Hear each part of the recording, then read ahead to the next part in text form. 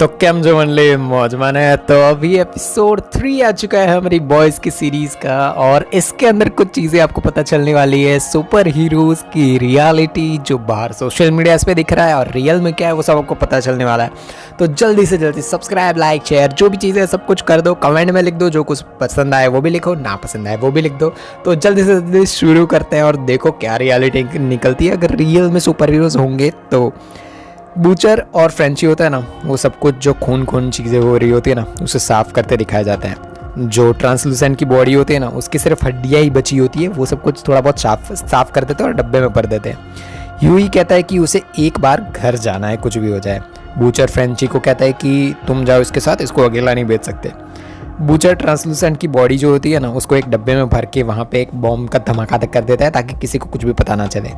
Stilwell starlight को बताती है कि जिस लड़की का रेप हुआ था ना उसने उसको बचाया, मतलब स्टारलाइट ने जो बचाया था ना फर्स्ट एपिसोड में, अगर आपको फर्स्ट या सेकंड में था, आपको जो स्टारलाइट ने रात को लड़कों को मारा था, बचाया था, हमारी जो एक लड़की के साथ गलत हुआ था ना उसको बचाया था।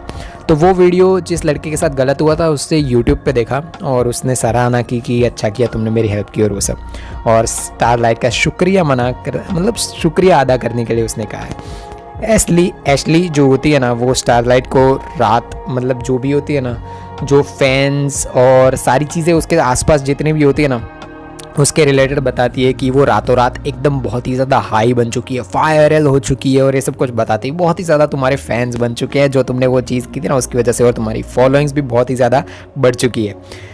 दो मार्केटिंग के टीम वाले स्टारलाइट को आके उसकी अलग अलग कहानियाँ बताते हैं कि तुम ये बोल सकती हो, वो कर सकती हो। रियल में अगर हम कोई कहानी टीवी पे या कुछ भी देखते हैं ना तो हमको कैसा लगता है कि जो बंदा बोल रहा है ना वो उसकी रियल में कहानी है, बट जो अभी दिख रहा है ना वो ऐसा है कि जो मार्केटिंग वाले कहानियाँ बता रहे कि तुम ऐसी स्टारलाइट को ऐसा कहते हैं कि ये कहानी तुम बता सकती हो, मतलब रियल नहीं है बट बता रहे हैं। जो रियलिटी शोज़ आजकल आप लोग देखते हो वैसा भी थोड़ा बहुत हो सकता है, वही चीज़ें चल रही है कि मार्केटिंग टीम, पीआर टीम सबके पीछे होती है। वो जो चीज़ हर बार आप देखते हो वो सब कुछ सही नहीं होता है।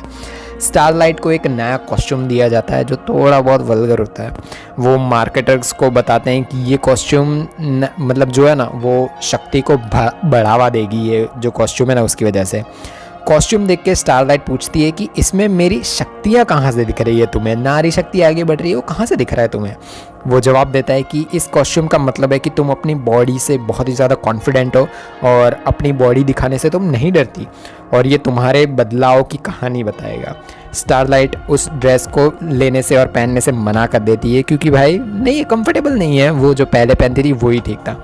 स्टीलवेल कहती है कि अगर साथ में रहना है ना, मतलब जो 7 का पूरा ग्रुप है, अगर तुम्हें उसमें रहना है तो तुम्हें ये ड्रेस पहनना पड़ेगा। ह्यूई अपने घर जाता है और जितने भी सुपर हीरोज़ के फ़ोटोज़ और जो भी चीज़ें उसने कलेक्ट करके रखी थी ना वो सारी की सारी तोड़ फोड़ के फेंक देता है। ऑफ कोर्स गुस्सा होगा भाई, उसकी गर्लफ्रेंड के साथ जो चीज़ हुई है सारी चीज़ें वो तोड़ ही देता है। ह्यूई अपने डैड से मिलके वहाँ से निकल जाता है फ्रेंची के साथ। फ्रेंची बताता है कि उसका जो बाप था ना वो भी बहुत ही ज़्यादा सनकी था।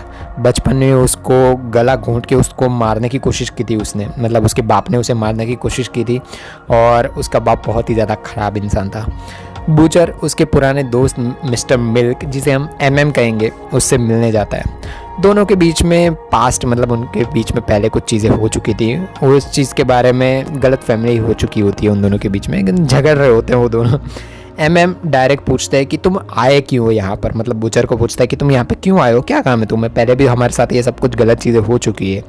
बूचर एमएम को अपनी टीम में जुड़ने के लिए कहता है। बूचर बताता है कि उन लोगों ने ट्रांसलूसेंट को मार दिया है। एमएम बूचर को कहता है कि तू, मतलब जो एक बहुत ही ज़्यादा अकेला लड़ रहा है तो तू टीम क्यों इकट्ठी कर रहा है, तू अपने लिए लड़ रहा है, वो सब कुछ ऐसा बूचर को बताता है। और बूचर भी झूठ बोल देता है कि मुझे तो सिर्फ तुझ पे भरोसा है और मैं फ्रेंची पे, मतलब ऐसा बोलता है। फ्रेंची और एमएम के बीच में पास्ट में कुछ झगड़े हुए होंगे, इसकी वजह से एमएम बोलता है कि वो फ्रेंची तो यहाँ पे नहीं आने वाला ना।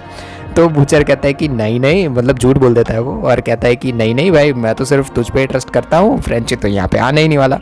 स्टीलवेल बताती है कि मिलिट्री जो कमिटी और सब कुछ है ना वो उसके हाथ में नहीं है, तो कॉरपोरेट वाले जो भी लोग हैं ना वो इस चीज़ का फ़ायदा उठा सकते हैं। स्टीलवेल होमलैंडर को कहती है कि कॉरपोरेट वाले चाहते हैं, मतलब वो ऐसा बताती है होमलैंडर को कि कॉरपोरेट वाले चाहते हैं कि तुम वहाँ जाके जितनी भी चीज़ें ना उसके बारे में बातें करो, बताओ उनको कि हमारा मोटिव क्या है और वो सब। होमलैंडर कहता है कि वो खुद सब बोलेगा और जो तुमने स्क्रिप्ट दी है वो मैं नहीं बोलने वाला, और खुद मिलिट्री में अपनी जगह खुद बनाना चाहता है वो। स्टीलवेल कहती है कि मैं मिस्टर एडगर है ना, एडगर, उसको सब कुछ खुद लिखा है। एडगर जो उनके हेड है, उन्होंने एक स्क्रिप्ट लिख के दी है, वो उन्होंने खुद लिखी है, तो तुम वही वहाँ जाके बोलोगे, और अगर तुम्हें ये नहीं पढ़ना है ना तो तुम उनसे बात मत करना।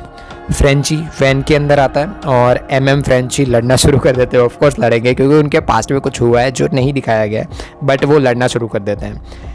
को मोनिका जो उसकी मतलब बीवी है ना, उसका कॉल आता है और उसकी गर्लफ्रेंड और सब थोड़ा बहुत ठीक हो जाता है उन लोगों के बीच में। सो तो बहुत बड़ी चीज़ नहीं थी ये, बट उन दोनों के बीच में सब कुछ शांत हो जाता है, झगड़ा होता है वो शांत हो जाता है। जो पॉप क्लो होती है ना, वो उन पे नज़र रख रहे होते हैं सारे के सारे लोग। ऑफ कोर्स वो लोग जानते हैं कि पॉप क्लो कहाँ है, तो उस पर नज़र रख रहे होते हैं। ह्यूई और होता है ना, वो राउटर चेंज करने के बहाने पॉप क्लो के घर में आ जाते हैं। ह्यूई कंप्यूटर के वॉलपेपर में ए ट्रेन और पॉप क्लो का वॉलपेपर देखता है। ह्यूई अपने केबल और सीसीटीवी जो मतलब पहले काम करता था ना, तो उसको पता है कि क्या करना है क्या नहीं, और वो सारी चीज़ें वहाँ पे कैमरास और जितनी भी चीज़ें ना वो सारा का सारा हैक कर लेता है ह्यूई अपनी जो कला है ना उससे। होमलैंडर और क्वीन मैव है ना, मैव बोलेंगे हम उसे, हम पूरा का पूरा नहीं बोलेंगे, हमेशा हम मीव बोलेंगे। कुछ गुंडे लोगों को पकड़ने के लिए निकल जाते हैं। होमलैंडर टेंशन में बहुत ही ज़्यादा होता है, वो उसको मतलब ट्रांसलूसेंट होता है ना, वो गायब हो चुका है ना, उसके रिलेटेड उसको बहुत ही ज़्यादा टेंशन होता है। क्वीन माइव कहती है कि टेंशन मत लो, वो आ जाएगा, वो कहीं ना कहीं पे होगा, वो जल्दी से जल्दी आ जाएगा। होमलैंडर पूछता है कि ये इंसान लोगों की गुलामी हम क्यों कर रहे हैं, मतलब ये इंसान लोग हमें बोलते हैं और हम लोगों को उन लोगों की बात मानते हैं और वो सब, ये सब कुछ हम क्यों कर रहे हैं, मतलब वो माइव को ऐसा पूछता है। माइव कहती है कि इंसान हमें बहुत ही ज़्यादा पैसे देते हैं इसलिए हम ये सब कुछ करते हैं। होमलैंडर उस आदमी को पेट में हाथ मार के ख़त्म कर देता है, मतलब जो आदमी जिसने वो गुंडा होता है ना, तबाही मचा रखी होती है, उसको जाके मार देता है सीधा। होमलैंडर उस आदमी को बहुत ही गंदी तरीके से मारता है, वो हमें याद रखना ज़रूरी है, और वो बाहर जाके कुछ और ही चीज़ें बताता है। ए ट्रेन पॉप क्लो और उसको मतलब ए ट्रेन वहाँ पे आता है और पॉप क्लो को पूछता है कि कंपाउंड वी कहाँ रखा है, और अब हमें पता चलने वाला है कि कंपाउंड वी है क्या, और वो सब कुछ चीज़ें आगे रिवील होने वाली है। पॉप क्लो कहती है कि पिछली बार भी जब तुमने ये कंपाउंड वी लिया था ना, तो तुम बहुत ही ज़्यादा बेकाबू हो गए थे। उस वक्त तुम एक लड़की से टकरा गए थे और उसको मार डाला था, और ये लड़की से टकराने वाली बात कौन सी है पता है, जो ह्यूई और रॉबिन के साथ हुई थी, ये वही है। ए ट्रेन कहता है कि मुझे रेस में उसकी ज़रूरत पड़ेगी वरना उसे 7 से निकाल दिया जाएगा, और पता चलता है कि उसकी कोई रेस होने वाली है, और वो रेस जीतने के लिए और वर्ल्ड में नंबर 1 रहने के लिए उसको ये कंपाउंड वी लेना ही पड़ेगा, मतलब ऐसा बताता है वो जो पॉप क्लो है ना उसको, रेस जीतने के लिए।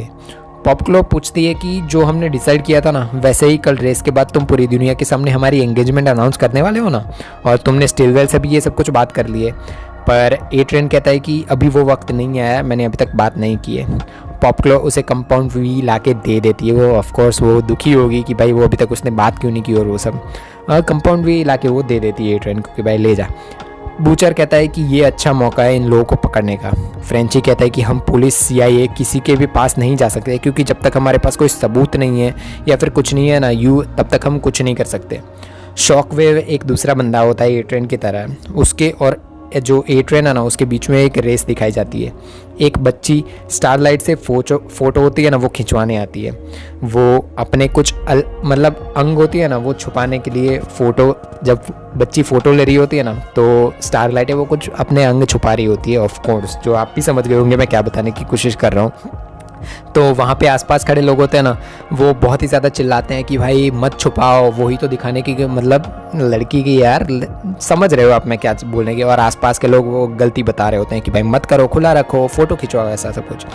एशली आके स्टारलाइट को रोक लेती है और कहती है कि हमें भी उनसे लड़ना नहीं है, मतलब स्टारलाइट को गुस्सा आ जाता है कि भाई मैं क्यों अंग दिखा हो रही हूँ सब। तो एशली पीछे से आके तुरंत उसको रोक लेती है और कहती है कि अभी हम उन लोगों के साथ नहीं लड़ना है, अभी उन लोगों का सपोर्ट चाहिए हमें। होमलैंडर, क्वीन मेव और सब लोग होते हैं ना, वो वहाँ पे आ जाते हैं, और वो जो दिन दिखाया जाता है उनका, जो क्रिसमस नहीं, वो क्रिश्चियंस लोगों का कुछ होता है वहाँ पे। वो मेव को कहता है कि अगर उसे पता चला ना कि वो किसी और से प्यार करती है तो देख लेना, और इससे पता चलता है कि वो लोग पहले शायद रिलेशनशिप में थे। तुम और हम दोनों एक अलग ही लोग हैं, दुनिया में अलग ही है, और हम दोनों हमेशा साथ में रहने वाले हैं। फ्रेंची पाइप के थ्रू सीधा ए ट्रेन के लॉकर में घुस जाता है। ह्यूई जो फोटोग्राफर बन के वहाँ पे पहुँच चुका है ना, वो स्टारलाइट को देख के पहचान जाता है वो, और वो उस दिन वो बेंच पर बैठे थे ना, वही एनी होती है, और वो उससे जाके मिलने जाता है डायरेक्टली। बूचर ह्यूई को कहता है कि स्टारलाइट को अंदर मत जाने देना, क्योंकि अंदर फ्रेंची है, वहाँ पे फ्रेंची है, उसको पकड़ लेगी वो अगर अंदर गई तो।